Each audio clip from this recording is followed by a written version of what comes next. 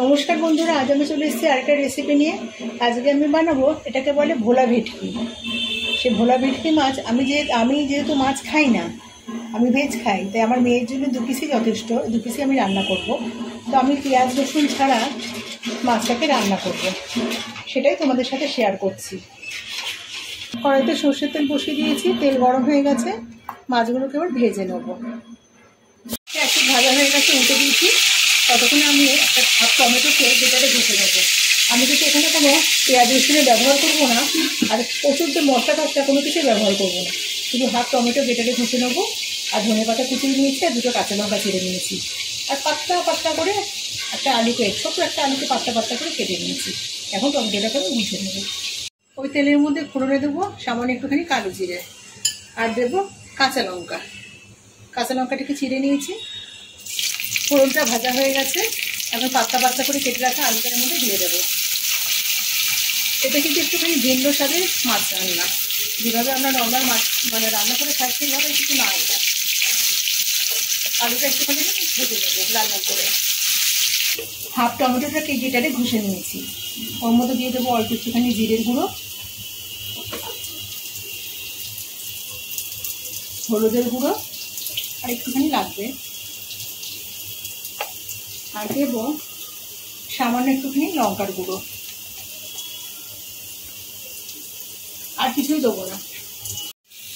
আলুটা লাল করে ভেজে নেওয়া হয়ে গেছে। এবারে গুঁড়ো মশলা টমেটোটা একসাথে মধ্যে দিয়ে দিলাম। এর দিয়ে দেবো স্বাদ মতো লবণ। ভালো করে এটাকে কষাবো। একটুখানি চিনি দেবো, একটুখানি 1 চিমটে, স্বাদটাকে ব্যালেন্স করার জন্য। এটাকে ভালো করে কষিয়ে নেব। ভালো করে কষানো হয়ে গেছে। এর মধ্যে কুচিয়ে রাখা ধনে পাতাটা দিয়ে দিলাম, আর একটা কাঁচা লঙ্কা চিড়ে রেখেছিলাম সেটাও দিয়ে দিলাম। দিয়ে অল্প একটু জল দেবো আলুটা সেদ্ধ হওয়ার মতো। আলুটা কিন্তু হাফ সেদ্ধ হয়ে গেছে, যেহেতু আমি চন্দ্রমুখী আলু ব্যবহার করেছি। আলুটা সেদ্ধ হয়ে গেছে, আর প্রথমেই বললাম এটা কিন্তু ভিন্ন স্বাদের রান্না। এখন আমি মাছটা কিন্তু ভেঙে ভেঙে দেবো। এই রান্নাটাতে কিন্তু মাছ গোটা গোটা দেয় না।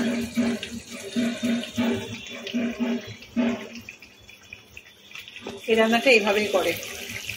মাছটাকে ভেঙে টুকরো টুকরো করে দিয়ে দিয়েছি। এবার এর সাথে একটু ফোটাবো, আর যেটুকুনি জল আছে আর একটুখানি আমি টানাবো। যেহেতু চন্দ্রমুখী আলু ব্যবহার করি, চন্দ্রমুখী আলুতে তো এই জলটাকে টেনে নেবে কিছুটা। আর আমি এখন একটুখানি মিনিট দিয়ে সময় ধরে এটাকে ফুটিয়ে নেবো, যাতে মশলা টশলাগুলো মাছের মধ্যে ঢোকে। এই রান্নাটা কিন্তু খেতে খুব টেস্টি হয়, খুব দারুণ স্বাদের রান্না। আমি খাই না ঠিক কথা, আমি ভেজ খাই, কিন্তু যারাই খেয়েছে এই রান্নাটা বলে ভীষণ সুস্বাদু।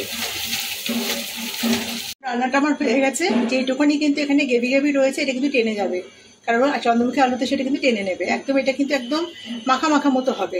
এটা ভাতের সাথে খেতে কিন্তু দুর্দান্ত লাগে। এমনকি যারা রুটি পরোটা দিয়ে মাছ দিয়ে খেতে ভালোবাসে তারা কিন্তু দিব্যি খেতে পারবে। আমার মেয়ের খুব পছন্দের এটা রান্না। ও মাঝে মাঝে বলে, মা এইভাবে একবার তুমি যে রান্নাটা আগে করেছিলে সেটা একবার করে খাওয়াবে। কদিন ধরে বলছে, তাই আজকে আমার জন্য এটা রান্না করলাম। তো বন্ধুরা এইভাবে একবার রান্না করে খেয়ে দেখবেন। রেসিপিটা কেমন লাগলো অবশ্যই কমেন্টে জানাবেন। রেসিপিটা ভালো লেগে থাকলে একটা লাইক দেবেন, আর নতুন বন্ধুরা আমার চ্যানেলটাকে সাবস্ক্রাইব করে আমার পাশে থেকো।